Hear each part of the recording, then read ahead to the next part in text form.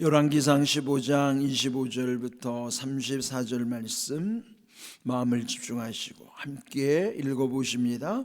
유다의 아사 왕 둘째 해에 여로보암의 아들 나답이 이스라엘 왕이 되어 2년 동안 이스라엘을 다스리니라. 그가 여호와 보시기에 악을 행하되 그의 아버지의 길로 행하며 그가 이스라엘에게 범하게 한 그 죄 중에 행한지라.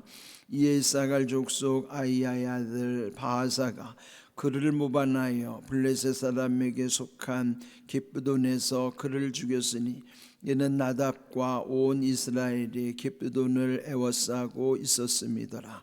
유다의 아사 왕 셋째 해에 바하사가 나답을 죽이고 대신하여 왕이 되고 왕이 될 때에 여로보암의 온 집을 쳐서 생명 있는 자를 한 사람도 남기지 아니하고 다 멸하였는데 여호와께서 그의 종 실로 사람 아이야를 통하여 하신 말씀과 같이 되었으니 이는 여로보암이 범죄하고 또 이스라엘에게 범하게 한 죄로 말미암으며 또 그가 이스라엘의 하나님 여호와를 노엽게 한 일 때문이었더라.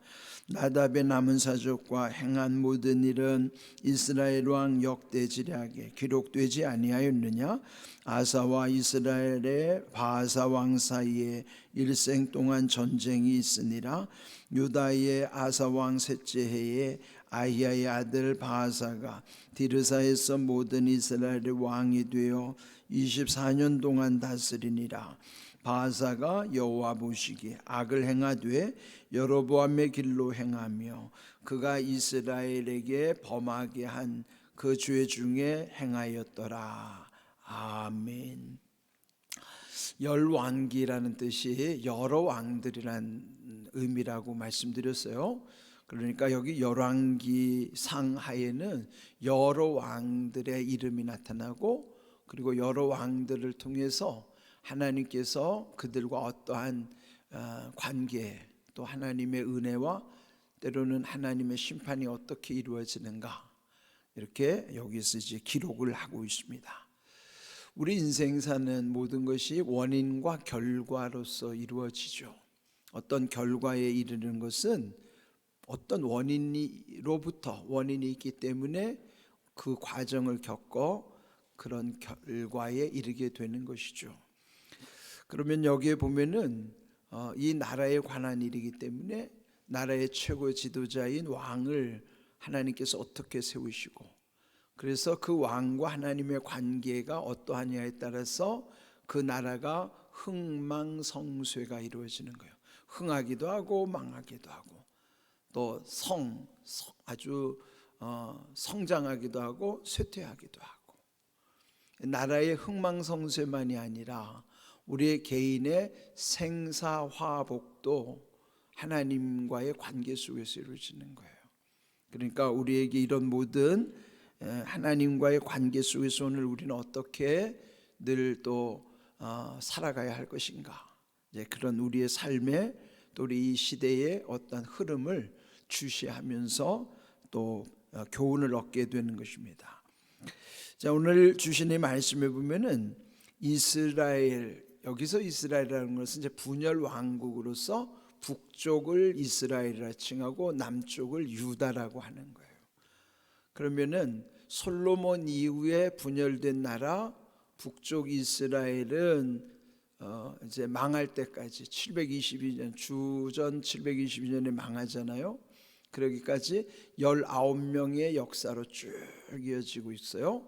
또 남한국도 586년 망할 때까지 20명의 왕의 역사들이 쭉 기록됩니다. 어제 말씀드린 것처럼 다윗과 솔로몬 그 정통성의 왕조는 이쪽 남쪽 유다를 통해서 계속 이어지지만은 북쪽 이스라엘은 하나님께서 여로보암을 세워주셨음에도 불구하고 여로보암의 지은 죄 특별히 우상죄죠. 우상숭배의 죄로 말미암아 결국 여로보암의 시대는 오래가지 못해요. 여로보암과 오늘 여기 나오는 여로보암의 아들 나답 단 두 사람 결국 왕이 되고 그 대를 잊지 못하는 거예요. 그는 이제 반역이 일어나 가지고 일종의 쿠데타를 일으켜서 다른 사람이 집권하게 되는 것이죠. 그런데 그런 악순환이 19명의 북이스라엘 왕들이 계속 악순환이 되풀이되는 거예요. 자, 이렇게 큰 흐름 속에서 이제 오늘 25절을 보시면은 유다의 아사 왕, 아사는 이 남쪽에 지난 시간에 보았던 르호보암을 이은 두 번째 왕이 아사 왕이라고 그랬죠. 그런데 그의 세 번째 왕이죠. 르호보암, 아비얌, 아사 이렇게 이어지는 세 번째 왕 아사 왕 때 북이스라엘에는 여로보암의 아들 나답이 왕이 되었다 그렇습니다. 그런데 나답은 왕이 되었는데 2년 동안밖에 다스리지 못했다 하는 거예요. 그러면 그 아버지 여로보암은 22년을 통치했다고 앞에 기록되어 있어요. 그러면 아버지 25년과 나답 그 아들 2년 합쳐봐야 그 집안은 여로보암 집안은 24년 겨우 통치하고 막을 내리는 거예요. 그 까닭은 이제 이유가 있죠. 원인이 있는 겁니다. 26절 그가 여호와 보시기에 악을 행하되 그의 아버지 그 아버지가 누구예요? 여로보암이죠. 아버지의 여로보암의 길로 행하며 그가 이스라엘에게 범하게 한 그 죄 중에 행한지라. 그러니까 아버지의 죄를 그대로 따라간 거예요. 답습한 거예요. 만약 아버지가 잘못된 것을 깨달았다면 그는 거슬러서 반면교사를 삼아서 뒤집어서 배워서 하나님의 뜻을 순종해서 가야 했죠. 그런데 그도 역시 아버지의 길로 계속 갔다는 것이죠. 그것을 여기서 기록하기를 여호와 보시기에 악을 행하였다. 그는 아버지처럼 우상 숭배를 여전히 행하며 살게 됐다는 것입니다. 이렇게 살다가 27절에 아이야의 아들 바하사가 그를 모반하여, 그러니까 이제 그 부하 중에 바하사라고 하는 사람이 모반을 일으킨 거예요. 일종의 쿠데타를 이룬 것이죠. 그래서 유혈 충동이 일어났는데 그때가 블레셋 지역에 속한 기브돈 전쟁 중에 그 왕을 죽인 거예요. 나답 왕을 죽이고 그 다음에 28절을 보면은 그 바하사가 나답을 죽이고 대신하여 왕이 되었다. 뿐만 아니라 29절 여로보암의 온 집을 쳐서 생명 있는 자를 한 사람도 남기지 아니하고 다 멸하였다. 아주 멸문지화, 집안을 완전히 없애버린 거예요. 그렇게 결국 유혈 쿠데타로 한 사람도 남기지 아니하고 다 멸했다. 그 집안이 완전히 망한 것입니다. 여호와께서 그의 종 실로 사람 아이야를 통하여 하신 말씀같이 되었다. 아이야 선지자에게 말씀하셨던 것이 우리가 이제 앞에서 보았던 14장 10절에 나오는 말씀이에요. 제가 14장 10절을 읽어드리겠습니다. 그러므로 내가 여로보암의 집에 재앙을 내려 여로보암에게 속한 산에는 이스라엘 가운데 매인자나 노인자나 다 끊어버리되 거름더미를 쓸어버림같이 여로보암의 집을 말갛게 쓸어버릴지라. 여로보암에게 속한 자가 성읍에서 죽은즉 개가 먹고 들에서 죽은즉 공중의 새가 먹으리니 이는 여호와께서 말씀하셨음이니라.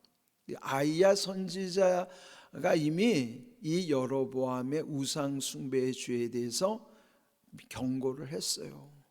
그런데도 돌이키지 아니하고 결국 아들 떼에 가서 이 나답 아들 떼에 가서 2년 만에 비참하게 그 집안이 완전히 죽는 아주 몰락하는 가정이 된 것이죠. 29절 끝에 보면은 하나님이 하신 말씀과 같이 되었다는 거예요. 여러분, 하나님의 말씀대로 하시는 거예요. 하나님의 역사는 말씀대로 이루시는 역사예요. 그러니까 우리가 하나님의 말씀 속에서 그 약속을 붙잡고 살아가는 게 얼마나 귀한 일인가를 우리가 이 묵상할 때마다 더욱더욱 깨닫게 되는 것입니다. 자, 그런데 여기에 이 나답 이후에 모반을 일으켜 왕이 된 바아사. 근데 이제 그 바아사라는 말을 바샤라고도 표현해요. 줄여 이렇게 빨리 발음하면 바아사가 바샤가 이렇게 되거든요. 그 뜻이 뭐냐면 바알이 듣는다. 바알은 그 당시에 최고의 우상이잖아요. 그런데 바알이 듣는다라는 이름처럼 바샤가 짓고 나면 또 그 역시 기대할 바가 없죠. 바알의 추종자니까요. 그런데 결국 여기 30절 또 이는 여로보암이 범죄하고 또 이스라엘에게 범하게 한 죄로 말미암으며 또 그가 이스라엘의 하나님 여호와를 노엽게 한 일 때문이었더라. 그 여로보암 집이 왜 망했는가? 여로보암 아들 여기 나답 때에 그 집안이 완전히 아주 선지자가 예언한 대로 완전히 망한 것은 그 원인을 30절에서 여로보암이 범죄하며 또한 여로보암이 범하게 한 죄 때문이라. 오늘 제목을 범하게 한 죄 이랬어요. 누구에게 초점 맞춘 거냐면 여로보암이에요. 그러면 여로보암이 우상 숭배로 인하여 모든 죄가 막 넘쳐나는 것처럼 여러분 이 우상 숭배라는 게 하나님을 떠나고 하나님 대신 다른 신을 하나님처럼 착각하는 것이 이게 우상 숭배잖아요. 그러니까 우리도 처음 무너지는 것이 하나님으로부터 멀어지면서부터. 그러니까 멀어진다는 건 잊어버리게 되고요. 그럼 잊어버리면 하나님을 잃어버리는 거예요. 하나님을 잊어버리면서 심해지면 하나님을 놓친다는 거예요. 그게 잃어버리는 거예요. 그러면서부터 이제 망하는 겁니다. 이제 여기에 그 원인이 뭐냐면 여로보암이 먼저 범죄했어요. 자기가 죄를 지었죠. 범죄. 그 다음에는 범하게 한 죄. 그럼 뭐예요? 아들도 그대로 따라가니까. 우리의 죄가 단순하지 않은 것은 내 한 사람의 죄로 끝나는 게 아니라 나와 함께한 사람들에게 죄를 범하게 또 하는 거예요. 범죄는 범하게 하는 죄까지 이어지기 때문에 범죄 그거는 내가 범한 죄, 범하게 한 죄는 누군가에게 영향을 끼치는 거.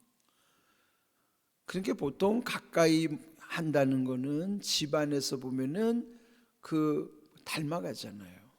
늘 같이 지내면은 닮게 돼 있어요. 그러니까 그 집안이 다 닮아갈 수밖에 없는 거예요. 그 여로보암의 아들 나답이 망하는 것도 결국 아버지 여로보암이 우상의 죄를 범했고 범죄했을 뿐만 아니라 나답에게도 범하게 한 죄 때문이라. 그래서 하나님이 노여워하셨다 그런 것이죠. 그러니까 여러분 죄를 가볍게 여기면 안 돼요. 죄는 나 한 사람의 문제가 아니고 나와 함께 사는 사람에게도 똑같이 전염되기 시작해서 함께 죽는 겁니다. 이게. 그러니까 여러분 나 한 사람의 거룩함이 주변을 거룩하게 하고 나 한 사람의 죄로 인하여 주변에 죄가 물들어가고 스며들어가고 그런 것이죠. 여러분 영적인 세계는요 겉으로 드러나지 않아요. 눈으로 보이지 않잖아요. 그러면은 그렇다고 해서 없는 게 아니에요. 영적인 영향력은 보이지 않는 가운데 물들어가고 스며들어가는 거예요. 그래서 무섭죠. 네, 옛날에 연탄 피우던 시대에 보면은 연탄 가스가 눈에 보이지도 않는데 자고 일어나면은 가스가 새어서 들어오면 스며 들어오면은 그 죽는 거예요. 그 눈에 보이지 않는 거는 스며드는 거예요. 그 스며드는 게 무섭습니다. 영적인 것은 그런 영향력이 있기 때문에 이 죄에 대해서 우리가 늘 아주 유념해야 됩니다.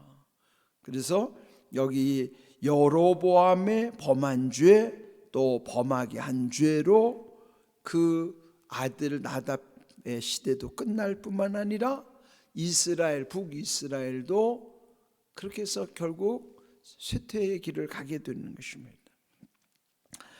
자, 그러면 33절 또 유다의 아사왕, 남쪽에는 지금 아사왕이 집권하고 있는데 북쪽에는 바아사라는 사람이, 바샤라고 하는 바알이 듣는다라는 뜻을 가진 바샤가 왕이 돼서 그는 24년을 다스렸다 그랬습니다. 그러니까 남쪽에 이 아사도 41년 집권했다 그랬죠. 그런데 여기 북쪽의 바샤는 그의 거의 절반에 해당하는 24년을 통치하는 것입니다. 그렇지만은 하나님이 어떻게 평가하시는가가 중요한 거예요. 오래 사는 것보다 더 중요한 거는 어떻게 사느냐가 더 중요한 거예요. 그는 어떻게 속에는 하나님과의 관계가 있는 것이죠. 여기 34절 바사가 여호와 보시기에 악을 행하되, 여기도 또한 바사는 그 여로보암의 집을 무너뜨리고 자기가 왕이 됐지만은 또 이도 역시 여호와 보시기에는 악을 행하여 여로보암의 길로 행했다. 자기가 여로보암의 집을 무너뜨리고 왕이 됐으면은 개혁을 했어야죠. 그렇지만은 자기도 그 길을 따라간 거예요. 여로보암의 길로 따라간 것입니다. 그래서 여호와 보시기에 악했다, 그렇게 말씀하시는 겁니다. 그런데 결국 이 바사의 아들도, 여기 이제 16장에 가면요, 그 아들 엘라도 2년 집권 후에 또 반역이 일어나는 거예요. 그게 뭡니까? 뿌린 대로 거두는 거예요. 네? 여러분, 이게 성경의 역사는 우리에게 삶에 비춰주는 거울과도 같은 거예요.